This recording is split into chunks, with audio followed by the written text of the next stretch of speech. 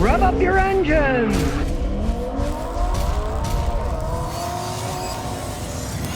Well, here we go. Finally, somebody's using their brains.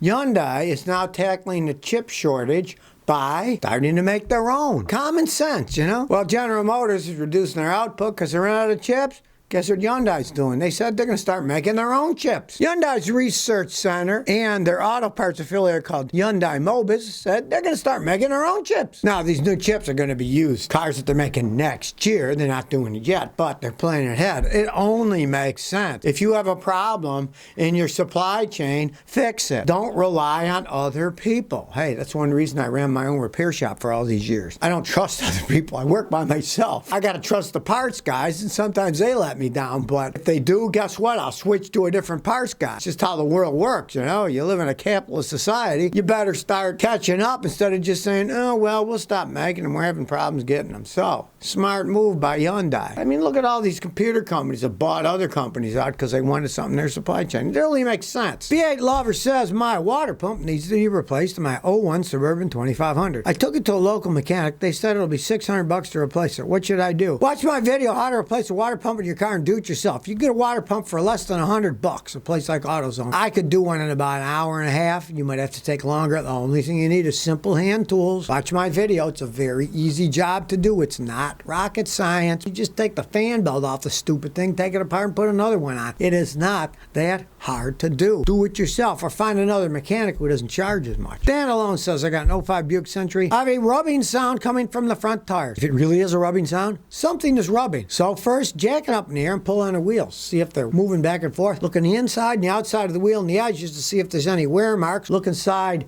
the wheel well, see if any of that plastic has come loose, and then your tire's hitting it. You'll see rub marks there. Now, if it's not that, take the wheels off. Then you might find out that your brake pads are worn out, and then they'll be rubbing on something. Brake pads have metal backers so they don't squeal, and they get loose, and then they rub, and every time you brake, they'll rub against the caliper, and you hear that. So look for that, too. Always be logical. Look for things that have rub marks on them, because if you're really getting a rubbing noise, it's rubbing somewhere, and it always leaves rub marks on a car, because you're driving down the road. If it's plastic, it'll rub plastic. If it's rubber, the rubber will be scuffed. If it's metal, you'll see shiny parts where it's rubbing. You can always figure it out if you use your head. Louis Carlos says, what are your recommendations about a G-Wagon 97 with 122,000 miles? The Geladenwagen, the people mover. Yeah, run as far as you can away from that Geladenwagen. Those things are the biggest money pits on earth.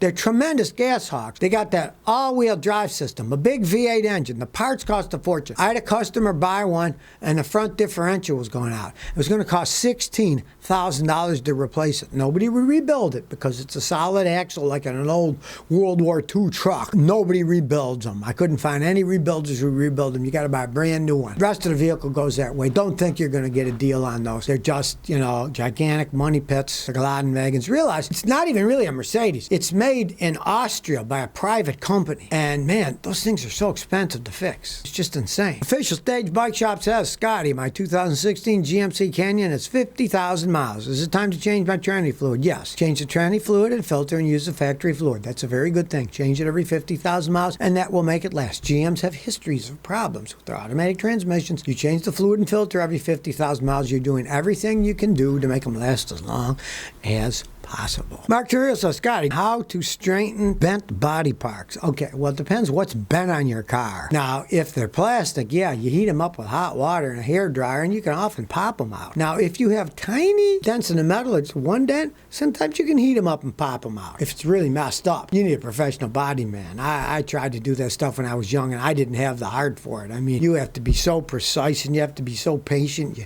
hammer a little here, hammer there, hammer here, hammer there, sand it down, hammer. I couldn't handle that stuff. I like figuring out what's wrong, replace the part, and get on to the next one. I don't have the patience for doing that kind of detailed work. That's why body shops make good money, because, you know, it's a skill. And if you don't have that skill, boy, the time it takes to learn it, it's too much for me. I'd rather use my brain thinking than my hands beating, sanding, painting. And of course, if you're in a body shop, those guys are breathing in carcinogenic stuff all the time. Almost every body man I knew was dead before he was 65 from lung cancer. You know, it's a thankless job. The Too Coolest 2 says, why is my '07 ES350 front bumper have the paint peeling off and falling over? It has red paint. All right. Well, here's the thing. You got to understand about paint. Most of your car's metal. That bumper's plastic. I don't know if you're the original owner. If you're not, it means somebody had it repainted and they didn't do it right. Plastic parts are painted. You have to get a special additive in the paint that will adhere to plastic. Normal paint won't last. If you use the same paint on your car to paint the metal hood and to paint the bumper's going to peel eventually. That's why you see so many people that go to those places like Mako that the paint job looks good beginning, and 2 or 3 years later the bumper starts peeling off because they didn't use the right paint to paint the plastic parts with. It's a completely different way of painting. So I'm assuming you're not the original owner. Somebody had it painted and they just did a sloppy job. Making YouTube great again, says Scotty. My grandpa has a 2017 Camry, 100,000 miles, had a rear tie rod went out. He also has a 2019 Nissan Altima, and surprisingly it's been a better car. Can you explain? Even a broken clock tells the right time twice a day, right? Every once in a while, one brand of car that's known for being junk, Nissan, is better than another one. You're talking about a rear tie rod. Those things don't cost much. I just changed one. I think it cost me $18 for the tie rod. We're not talking expensive parts, right? There's no way a Nissan Altima you can compare it to a Camry overall. The Camry will go $300,000-$400,000. The Nissan, by then, the engine transmission will probably be shot. And you didn't mention the mileage of the Altima either. But,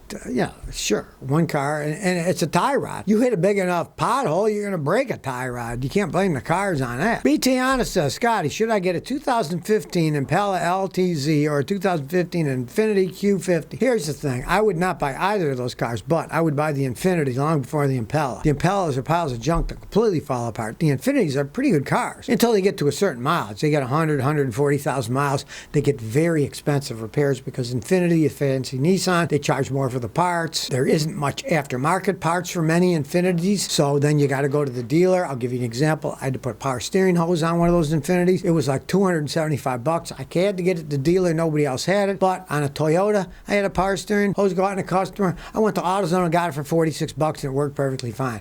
But they couldn't get the one for the Infiniti. So you realize they're expensive to repair as they age. Jesse Buenrosto says, Scotty, what do you think of the new K&N motor oil? Okay, K&N makes filters, right? They're selling motor oil now, right? They don't make the motor oil. They buy it from some company. I'm sure it's perfectly fine. You look at that label. That'll be on good oil in the United States, and you see what the ratings is. Compare it with the other ones. If it's rated as a GF6 oil, then it's a perfectly good oil. And now it's like somebody asked me the other day, they said, well, I want synthetic oil, and I saw at AutoZone the STP synthetic oil was a good price, better than the others. Is it any good? And I explained, STP doesn't make oil. They buy it from another company, read the certification, then go ahead and buy it. Tyler says, got an F-150 with 52,000 miles of front vibration when I hit the brakes. Odds are you wore the rotors out. If you're an aggressive driver, the rotors will warp. And when they're warped, when you hit the brakes, they go like this, but only a few thousandths of an inch, not that much. I'm exaggerating. Then it'll make it vibrate. You find you're going 60, look around when there's nobody around and you're in a highway. Hit your brakes hard and start shaking at 60. Do it again when you're going 20. Doesn't shake much, you know the rotors are warped because the faster you go, the faster they spin, the more they make them shake. Yusuf says, Scotty, should I buy a manual or automatic transmission car? Well, that's up to you. You're not going to have much of a choice in a manual anymore because they don't sell hardly any in the United States anymore. 96% of Americans drive automatic transmission cars now. If you don't mind driving a manual, you can find one you like, go right ahead. It's going to be simpler to repair in the long run because you don't have all that computer crap, and they're easier to diagnose too, because I've had people bring cars here. They thought it was the engine, but it was the transmission.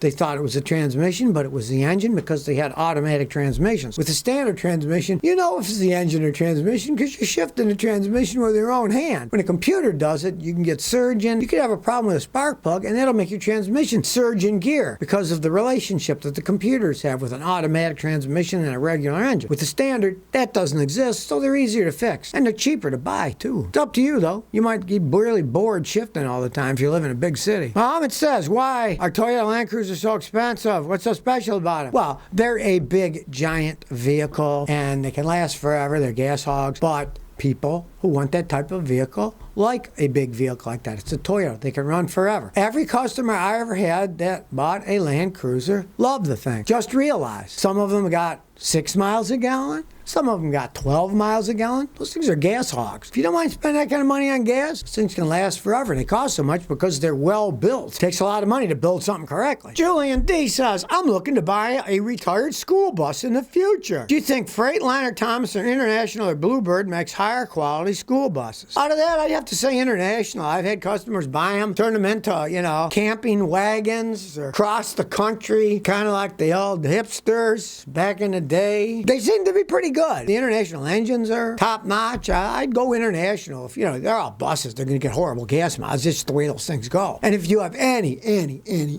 choice in the matter, get a diesel, don't get a gasoline. You'll get a little bit better with diesel. It lasts longer. The gasoline ones, generally, a retired gasoline school bus is an endless money pit unless you're going to put another engine and transmission in it. But the diesels can last a heck of a lot longer.